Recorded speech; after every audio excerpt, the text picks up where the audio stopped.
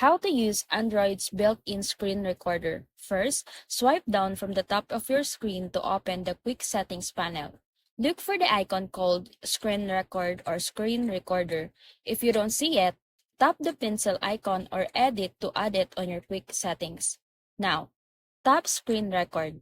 A pop-up will appear asking if you want to record audio and show touches on screen. Toggle those on if needed. Then tap Start.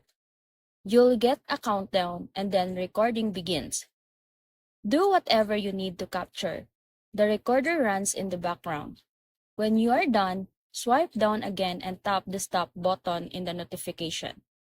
Your recording will be saved automatically in the Movies or Screen Recordings folder in your Gallery or Files app. And that's it.